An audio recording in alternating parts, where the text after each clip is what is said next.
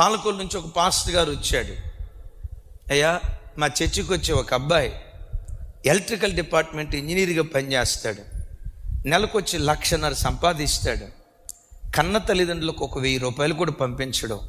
కొంచెం వాళ్ళ దగ్గరికి వెళ్ళి అబ్బాయి కాస్త బుద్ధి మాటలు చెప్దాం రండి అన్నాడు.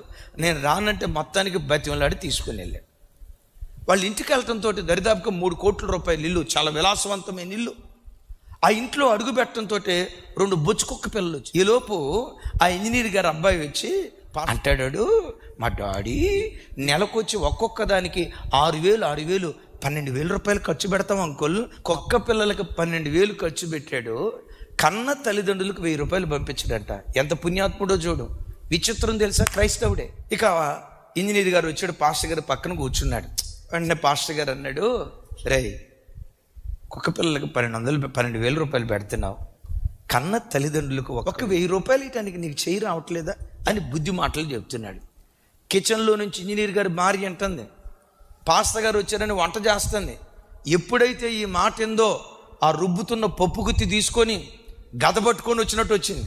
ఏమంటుందో తెలుసా, ఇదిగో పాస్టర్ గారు, ఏం మాట్లాడదా మీరు, మా డబ్బులు వాళ్ళెవరికో ఎందుకు పంపిస్తామంటే, వాళ్ళెవరు అంటారేంటమ్మా, నీకు ఈ మంచి భర్తను కని పెంచిన తల్లిదండ్రులే కదా, వాళ్ళే కన్నారా, రైతు పని చేస్తా కూలి పని చేస్తా చదివించారమ్మా, మరి కన్నందుకు చదివించకపోతే అట్ట. భోజనాలు అయిపోయిన తర్వాత చేయగడుకునేటప్పుడు నా దగ్గరికి వచ్చి, అయ్యగారు మిమ్మల్ని చూస్తే నాకు నిజంగా సేవకుని చూసినట్టుంది, నా బాధ కొంచెం చెప్తా, నా కొరకు ప్రార్థన చేయండి అయ్యగారు అంది. వయసు 40 కూడా దాటలేదు. అయ్యా ఈ రోగం ఉంది, ఈ రోగం లేదు అనుకోవటానికి వీల్లేదు. Thyroid, sugar, BP, heart problem list చెప్పింది. అట్లాగని ప్రతి ఒక్కళ్ళకి రోగం ఎందుకు వస్తుందని చెప్పలేను. ఇది ప్రకృతి సంబంధమైన శరీరం. వృద్ధాప్యాన్ని బట్టి కొన్ని బలహీనతలు వస్తాయి, అది వేరు.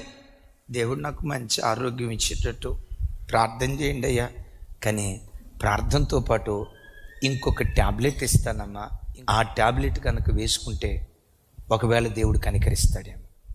నేను నమ్మిన నా దేవుడు పరిశుద్ధ గ్రంథంలో ఒక మాట రాయించాడమ్మా, భూమి మీద నీకు మేలు కలుగునట్లు, నువ్వు దీర్ఘాయుష్మంతుడు వగునట్లు నీ తల్లిని తండ్రిని సన్మానించు అని లేఖనాల్లో రాయబడి ఉంది. అత్తారింటికి వచ్చిన తర్వాత అత్తామామలు కూడా నీకు తల్లిదండ్రులు లాంటి వాళ్ళు. నా చెవులు వింటుండగా ఆమె ఏమందో తెలుసా, సచ్చినా నేను ఆ పని చేయను. ఎవరు వీళ్ళు? దైవాధికారాన్ని ధిక్కరించే ఫరో సంతతి.